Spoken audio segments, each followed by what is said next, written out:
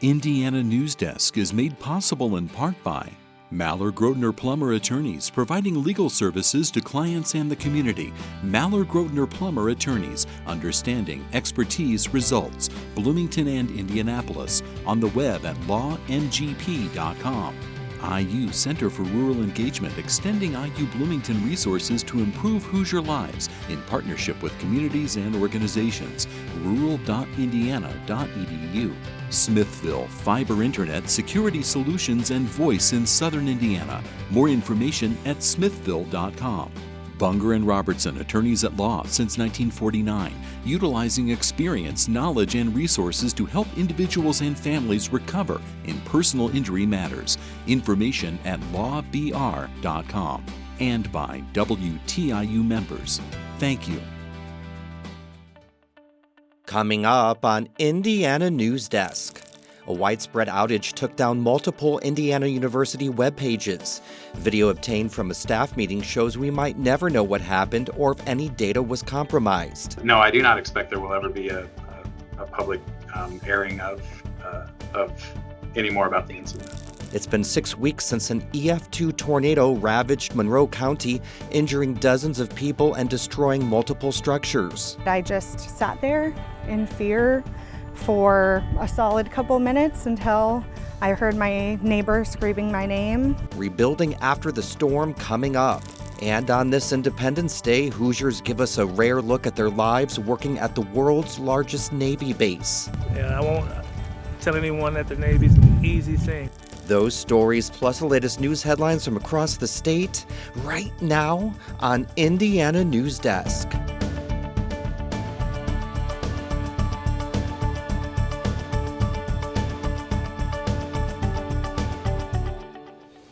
Welcome to Indiana Newsdesk. I'm Joe Rann alongside Ethan Sandwise. For more than 3 weeks, Indiana University websites have been down, disrupting and frustrating the university community. Many of the sites still haven't come back. Ethan has been working hard to find out more details about the outage, and he joins us now with more. Hi, Ethan. Hi, Joe. It's been difficult to get information about what is plaguing IU websites, but the university is acknowledging what it calls a security incident.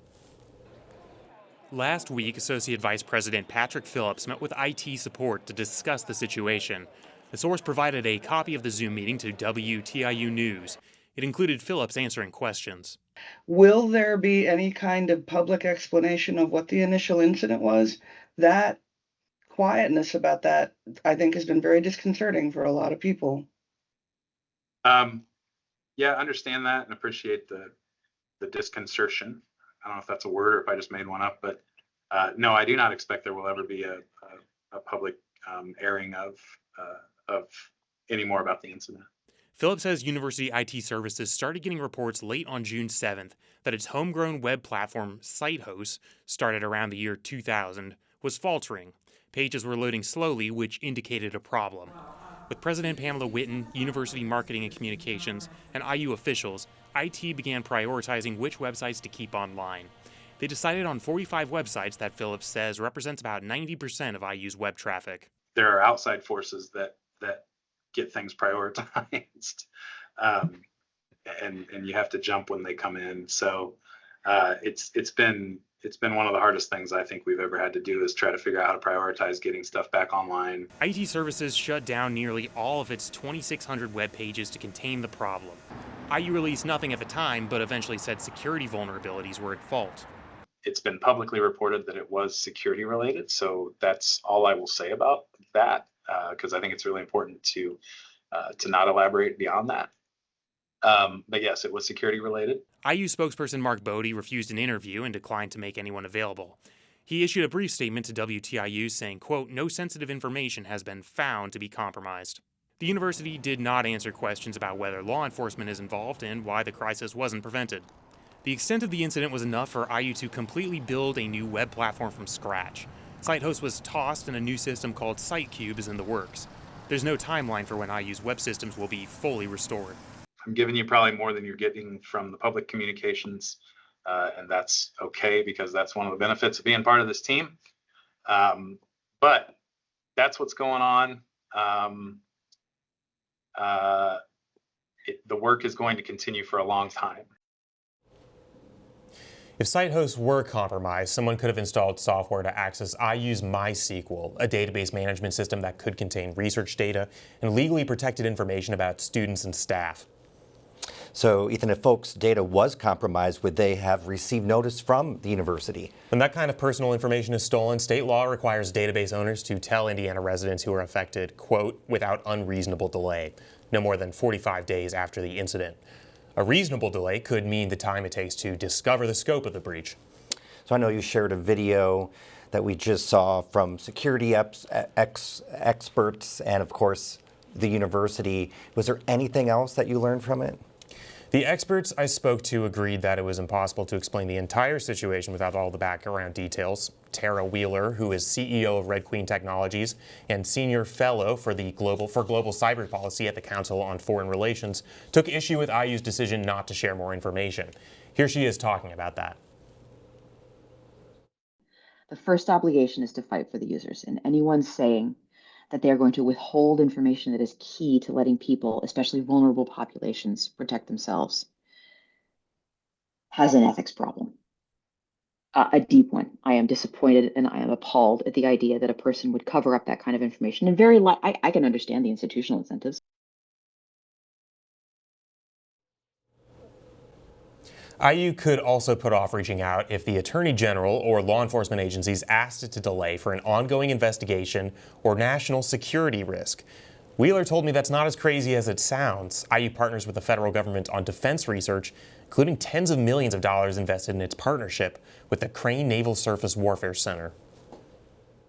A lot of contracting, and if what you're looking at is all of the personal information of everybody on payroll who's receiving money for working on defense contracts, do you know the gold mine of information that is, right? It's not just the students, it's everybody associated. Another university was recently hit with a major security breach last month. Hackers stole data from Columbia University in New York belonging to employees, applicants, and students. So there you have it, Joe. All right, thanks, Ethan. I'm sure continuing coverage as this goes on. There's more to come. Thank you. Well, Indiana's public colleges are cutting almost 20% of their degree programs across the state. The move comes after a new law required them to eliminate programs with low numbers of graduates. While officials welcome the cuts, Aubrey Wright reports Indiana University faculty fear what comes next. College campuses are bracing for the loss of more than 400 degrees across the state. Indiana University made the most cuts, adding up to 249 programs across all campuses. IU leaders volunteered about 115 cuts for Bloomington alone. You're cheating the students. You're cheating the students of the opportunity to discover something that they never knew they might be interested in. Current students will be able to finish any program they have already started. Some faculty worry about another part of the law. Universities are required to eliminate degrees and the costs that go along with it. With many of us, we're wondering, do those costs include us, right? What does that mean? The changes are expected to be finalized later this month. For Indiana Newsdesk, I'm Aubrey Wright. GOP leaders say the cuts will streamline higher education and better connect students to careers. A lot of Hoosiers will be having cookouts this weekend as they celebrate July 4th. According to the Farm Bureau's annual survey, it'll cost slightly more this year. The average price per meal is $7.15. That's a 5% increase from last year. Now that basket includes ground beef, chicken, pork chops, cheese, chips, 1 pack of hamburger buns, potato salad, pork and beans, lemonade, cookies, ice cream, and strawberries. We have more hogs and we have more pork in cold storage. That would provide some relief in the meat case. Our shoppers found ground beef about the same as last year, and that was a welcome response. Ice cream and strawberries saw the largest increases in price within the state, going up 31% and 19% respectively. Coming up next on Indiana Newsdesk. Monroe County residents who lost their homes in a May tornado are beginning the long process of rebuilding. And we travel halfway around the world where IU nursing students are getting hands-on experience in one of Kenya's busiest hospitals. These stories and more right here on Indiana Newsdesk.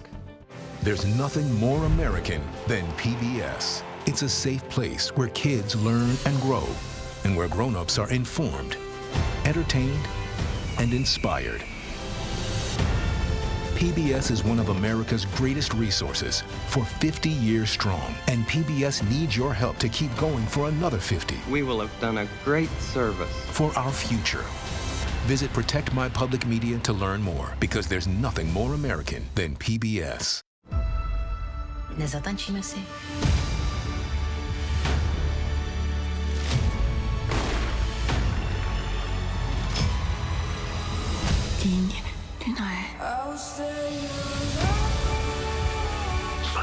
hacer historia. Ay, gracias.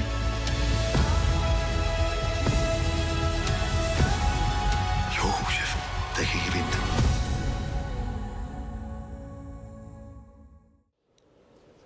Welcome back to Indiana Newsdesk. Well, 6 weeks after an EF2 tornado touched down in Monroe County, some residents are starting the long process of rebuilding. Natalie Fitzgibbons reports on the recovery. Kindergarten teacher Carly Croft sat in her bathtub holding her tabby cat as the walls of her home shook and what sounded like a bulldozer filled her ears. Pieces of her ceiling and chunks of insulation from her roof fell on her. She was unable to move. Croft thought she was going to die. I just sat there in fear for a solid couple minutes until I heard my neighbor screaming my name and coming in. And then at that point, I was able to get up and start to kind of climb my way out of my home. Croft was on her way home from work when she saw the white clouds change shape above the grass field across the street. Once she realized what was happening, she called her neighbors to notify them as she sought shelter. The tornado tore and collapsed her roof, caused tree limbs to fall in her home, shattered all the windows, and totaled her car. It was a brick and limestone building. It's one of the safest structures you could be in. And I was in the bathtub, and it was a very safe structure to be in. I wasn't harmed, and neither was anyone else here. Many of the homes around her are still standing and sustained minimal damage. All that's left of Croft's home is the concrete foundation and dirt. She's planning to rebuild and living with her parents in the meantime. She is still processing what happened and struggles with the trauma. Sounds will affect me, like air conditioning kicking on because of that whooshing sound. Complete silence, even if the air conditioning kicks off and there's complete silence, because before the storm started, it was completely silent. Croft expects it to take 6 or 7 months to rebuild her home. For Indiana Newsdesk, I'm Natalie Fitzgibbons. Indiana University nursing students had a once-in-a-lifetime experience this summer in Kenya. The 6 students traveled over 7,000 miles and worked in a vastly different healthcare system. Arlise Perry has more. Moi Teaching and Referral Hospital is one of Kenya's busiest, with over 1,000 beds and more than 1,500 patients per day. For comparison, Indiana University Health Bloomington has just 190 beds. In Kenya, the students were immersed in an environment where they had to provide hands-on care. Unlike their clinicals in the United States, there was no time for the students to simply observe. In the United States, a lot of our clinical setting is kind of being a shadow to the nurse and stepping in when it feels appropriate, whereas here it's expected that as the student nurse, you will provide a majority of the care. The patient-to-nurse ratio is much higher than in the United States, where American hospitals generally operate on a ratio of 1 nurse to 6 patients. In Kenya, it is common to see 1 nurse for 30 patients. This meant student nurses weren't just assisting, they were on the front lines, sometimes expected to provide care in critical situations. Cook delivered a baby, something bachelor-level nursing students are not allowed to do in the United States. My second day, I assisted in the birth of twins, which was a little overwhelming for someone who only has 1 day on labor and delivery in the States. And then at the end of the day, I was able to do a delivery on my own. The students were accompanied by IU Nursing Clinical Assistant Professor Beth Murray.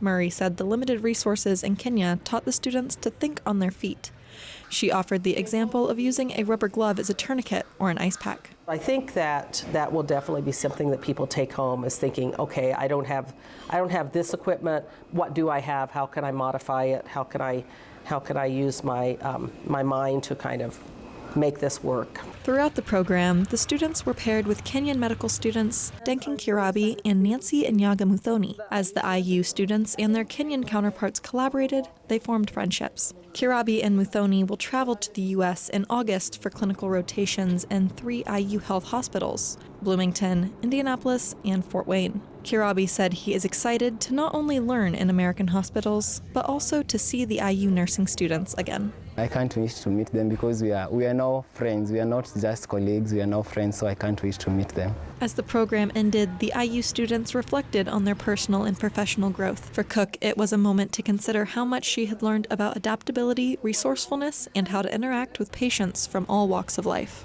I think this is one of the experiences that 30 years from now I'll look back on and remember the things I learned and the people I met, and be so proud of the work that we did here. For Indiana Newsdesk, reporting from Eldoret, Kenya, I'm Elise Perry. This year marks the second time IU has offered nursing students the opportunity to travel to Kenya. This fall marks the 250th anniversary of the founding of the U.S. Navy. My colleague George Hale was invited to Norfolk, Virginia to experience being a sailor for a day. He takes us behind the scenes to learn more about what Hoosiers are doing after they enlist. Naval Station Norfolk is the busiest Navy installation on Earth, sprawling over miles. It's headquarters to the Navy's Fleet Forces Command in the Atlantic Fleet. Dozens of ships dock at the station, which also houses helicopters, submarines, and carriers. Hoosiers are among the tens of thousands of sailors and civilians there. I wanted to experience and learn things that I only saw on TV. Lance Fincham grew up near Muncie and joined the Navy out of high school in 2017. So a gunner's mate basically maintains weapons and weapon systems and then trains people on how to use those weapons, as well as doing anti-terrorism. Fincham arrived in Norfolk this year after deploying in Europe and the Middle East, where he did training on what the Navy calls littoral combat ships, designed for operations in shallow waters near ports and coasts. How to combat different scenarios, like a diver coming up, maybe putting an explosive on the ship, or there'd be a riot on the pier that we may have to deal with, or just any possible, attack. When they aren't at sea, sailors stationed at Norfolk spend a lot of time training. On a Monday afternoon in May, pilots with the helicopter Sea Combat Squadron 2 take off and land again and again, practicing medical rescues. The Seahawk helicopters support deployments in maritime environments, capable of taking off and landing aboard ships out at sea. The pilots train at the Aviation Survival Training Center, which is also on the base. In the center's pool, instructors simulate scenarios to get pilots and passengers ready for the possibility of a crash, teaching them how to evacuate underwater. They also learn how to eject and operate parachutes over land and sea. Keeping track of every sailor's certifications and training is a massive undertaking. Navy personnel specialists work all over the world. Darvell Connell is preparing to retire in October after 2 decades in the Navy. Right now I'm at 23 years, 9 months, about 6 days. Not counting at all. Connell is a personnel specialist in what's essentially the Navy's HR department. He says he didn't have many prospects when he met a recruiter in his hometown of Gary. There wasn't a whole lot of opportunity, and college wasn't for us at that time. And the Navy recruiter was the one we saw the most coming to the school. And we just decided to talk to him, and really shocked my parents when the recruiter just came to the house with paperwork. But it's one of them decisions that you make it and you just go with it, and that's, if you think about it too much, you probably talk yourself out of it. 20 plus years later, his whole career has been in the Navy, mostly on land, although personnel specialists also deploy. Connell served in Iraq. We're mostly boots on the ground, and we're going in, we got an office space, and we're just, processing people in and out of the country, emergency leaves, medevacs, R&R requests. We really just take care of the sailor, making sure they got everything in place for themselves and their families. Navy instructors are using advanced simulators to educate future sailors. At a training center for the Maritime Expeditionary Security Group 2, sailors gain experience not only in aiming and firing, but also in making split-second decisions based on perceived threats, all while their ships and targets are moving. When we're out in the ocean, we're practicing our seaward continuum of force. That is the levels in which we determine if somebody is a good or a bad guy, right? One of our final steps before we engage with deadly force is called warning shots. That's our line. On the second floor of the Mariner Skills Training Center, 2018 Purdue University graduate Emily Darledge instructs the next generation of navigators. What we're seeing initially here is it's our rules of the road situation called an overtaking. Think on the highway, we're coming up from behind someone, we're in the fast lane, we're going faster, and we want to get around them. The Navy established the training center in response to a deadly collision off the coast of Japan in 2017. Using special software and these large displays, Darledge teaches navigators how to recognize and avoid risks to their ships and others all over the world. Looking at the screen here, this ship isn't moving in relation to us, so that's a concern, because if they're not moving in relation to us, there's a high risk of collision. Darledge drills future ship drivers each day in 6 or 8 week courses. We just have them kind of go through each interaction with each of the ships, and then they make their decision appropriately based on what they learn out of our curriculum. With the touch of a few buttons, Darledge transports her classroom into simulated environments they are likely to encounter in the real world. I can change where these ships are going, I can make them go faster, slower, change their course, I can make them disappear, I can do pretty much anything that I want to scenario-wise on this screen. And then this is just another control screen that shows me what ships are doing. This is where I can change like what it looks like outside. I can change the environmentals. I can change what time of day it is. I can change how many waves there are and how high the waves are. Wind, I can change wind, which affects how we drive. Darledge is an experienced ship driver, having navigated repeatedly through sensitive and challenging seaways in the Middle East. What about like the Red Sea? That'd be cool. Yeah, I can do Red Sea. Now we're in the Bab el-Mandab, a choke point between Yemen and Djibouti. A bunch of commerce, a lot of traffic. I have done this transit 42 times. The simulator can also recreate the point of view of the ships that future navigators will control. Out of nowhere, an aircraft carrier appears on the horizon. This is what it looks like to be on the bridge of a carrier. Okay, wow. Flight deck all. We have our superstructures on the right, on the starboard side. And as we look around, looking right or starboard, see ships coming and going. Fighter jets take off again and again from the deck of the USS George H.W. Bush, underway somewhere in the Atlantic Ocean in early May.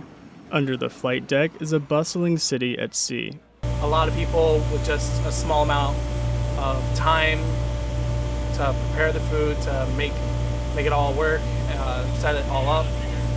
It is a bit straining, but at the end of the day, everyone comes out happy. Blaine Werner from Lafayette has been on the carrier for more than 3 years. We do get a lot of good reviews. Werner was working as a culinary specialist when the ship last deployed in 2022 and 2023 in the Mediterranean, with 7,000 people on board. I actually started getting more recognized on how I am because I started working on the grill, and I always try to be like the hyper person to like improve everyone's morale. Every now and then I would take my own personal time that I had off and start baking something.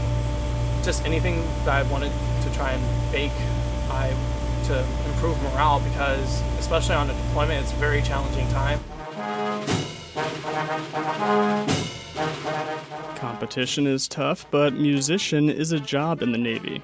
Navy bands recruit from all over the country, including IU's renowned Jacobs School of Music in Bloomington. I took the Navy audition while I was in my master's degree at IU. Erica Lovato was studying oboe performance and expected to pursue an orchestral career after graduation, until an IU professor suggested the Navy. Now she plays in the Navy's Woodwind Quintet and Ceremonial Band. And we go out and do performances, play retirement ceremonies and change of command ceremonies. I absolutely love my job playing in the band. For Indiana Newsdesk, I'm George Hale. And there's still one more day left to visit the Monroe County Fair. Its 6-day run ends tomorrow. Now 8-year-old Ruby Makaraktap has been around the fairgrounds since she was born.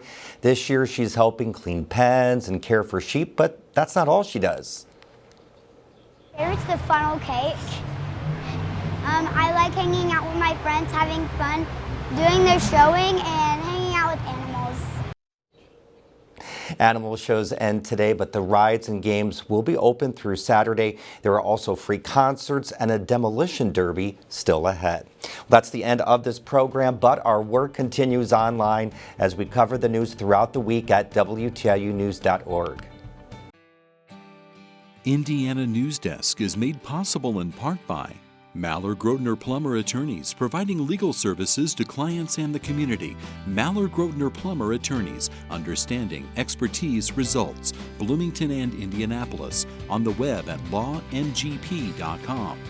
IU Center for Rural Engagement, extending IU Bloomington resources to improve Hoosier lives in partnership with communities and organizations. rural.indiana.edu. Smithville, fiber internet, security solutions, and voice in southern Indiana. More information at smithville.com. Bunger and Robertson, attorneys at law since 1949, utilizing experience, knowledge, and resources to help individuals and families recover in personal injury matters. Information at lawbr.com. And by WTIU members. Thank you.